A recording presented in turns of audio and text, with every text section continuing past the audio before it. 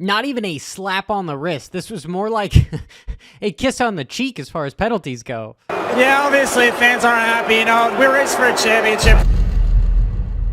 So I'm going to add to the conversation. Vital did an extraordinary job. Rotomoto did an exceptional job. I'm sure Mathis is going to say something with the resources he has later on this afternoon. What I bring to the table is I bring banter, speculation, and I come at an unfiltered, uncanny, different perspective when it comes to situations like this. So I don't believe that this was really Barcia's fault. This is the race director's fault because of the lack of severity when it comes to discipline in the repercussions to putting somebody's ass on the ground multiple times. Looking at Barcia's perspective, he wants to finish third in the series because it's a good bonus from the manufacturer Gas so that he could help his family retire and then do whatever the fuck he wants with his money, whether it's buy a Lambo or actually put it somewhere where it's worth a damn. Well, if you were to ask me, Bitcoin is cheap. $30,700 is a damn good investment. But back to the deal at hand when it comes to the infractions, right? It's called favoritism, is what it is. These factories are a rare commodity to the sanctioning bodies, so they're not going to try to push them out because they need them. The sport needs them. MX Sports, Feld, AMA, they all need gas, KTM, So they're going to treat them differently. And this infraction of loss of 10 championship points, yeah, it might look like the biggest infraction on paper. It's really a piss poor disciplinary action is what it is. Because we live in a sport that is better to ask for forgiveness than permission. You're going to be able to get away with PEDs. You're going to be able to get away with cheater parts, cheater bikes, race gas, whatever you want to try to get away with, chances are you're probably going to be able to get away with it, especially if you're one of the factories. Yeah, does that sound incredibly biased? But if outside looking in, it makes sense when it comes to, in order to have an elite sport, you got to have these elite manufacturers at play. So, of course, they're going to be treated differently. That's just business 101, essentially, is you step on the little guy and you make backdoor deals. Gentlemen agreements is what they're called. So does this hurt him whatsoever? Abso-fucking-not. Because a loss of 10 championship points, if you take that away, he still doesn't finish third in the series, so he's not going to get that bonus money. But he gets to keep the podium at Salt Lake City, so it's a win-win for him. If he didn't knock Malcolm down, there's a good chance that he wouldn't have got podium money for that race and a podium purse when it comes to gas for getting a podium. Do you think him finishing fifth is really going to mean anything in the record books or a podium? What would a rider rather have? They'd rather have the effing podium 100 times out of 100 times. That's just plain and simple.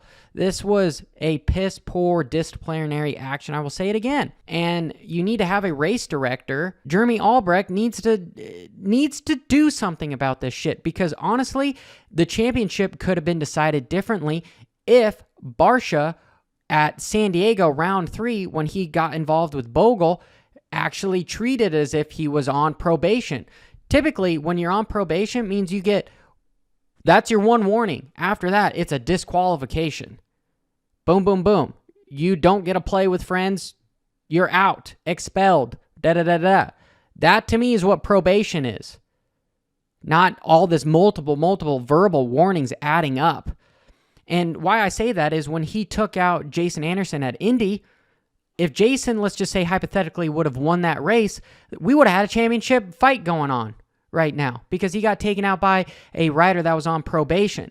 If that rider knew the implications of what probation meant, he wouldn't have taken Jason out. And then what's another infraction? Boom. Works in his favor to take another rider out, Malcolm.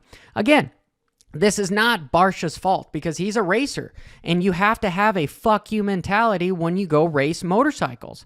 That's just it. You think guys like Ryan Dungey, even though he was nice on the outside, didn't have a fuck you mentality? You look at Ricky Carmichael, he still has a fuck you mentality. Look at Ryan Villapoto. All these guys pretty much are kind of dickheads when it comes to being in the helmet.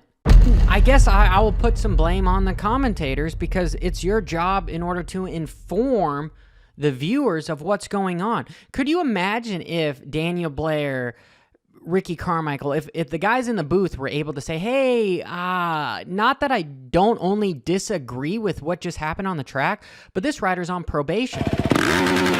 For example, Joe Rogan and Daniel Cormier, I was watching the UFC fight with Oliveira and Gaethje, and they were very open about what kind of bullshit it was that Oliveira didn't have his title. It got stripped from him because he missed weight. He missed weight by half a pound. And they went into some speculation when it comes to, hey, the scale was off versus the practice scale that they had, and this just isn't really right. Dana could probably figure something out in order to get this done. They gave the viewers a lot of information about what was going on in the backstory as to what is happening in front of them. I don't know why the commentators in motocross and supercross don't do that kind of shit.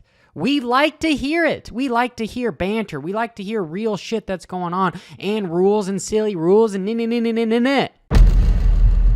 you think all the other fans would then be like, whoa, whoa, whoa, whoa, whoa, that's a problem. That's a no-no. And then you'd have somebody like Albrecht, the race director, having to come in and be like, oh, we need to really do something because now we've got the masses against us. He got a gnarly boo. Yeah, obviously fans aren't happy.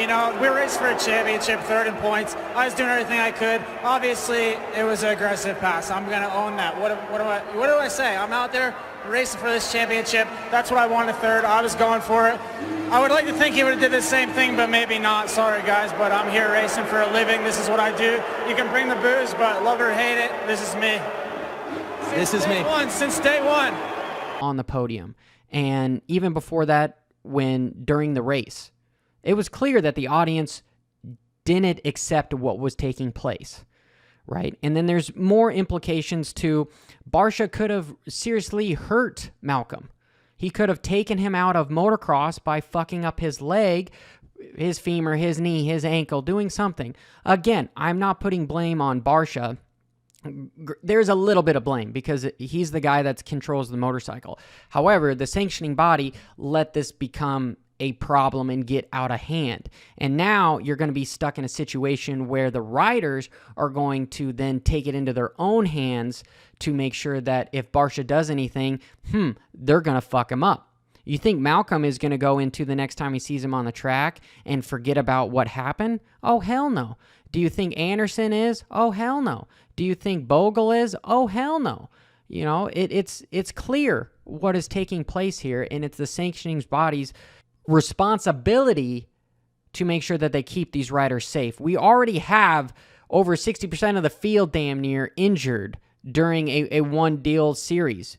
The nutrition rate is ridiculous. So how do we change it? How do you change it? Again, it comes with the masses because the rules are subjective. And in order to change MX Sports, FLAWED, AMA, you're going to have to simultaneously change the consciousness of millions of people, all the people around the world that are into motorcycle racing. You got to change their mindset to say, hey, this is wrong. And that is very difficult to do. It's extremely difficult to do. In order to actually get it done at that magnitude, well, you need to have the help of a complex organization, aka FIM, their new World Supercross, where most people start going over to them and they've got different rules and people are like, hey, this is actually really, really works. They're like a political power that is able to potentially make change, or you just completely have a new ideology when it comes to potentially a riders union where the riders don't stand for this shit, because without the riders,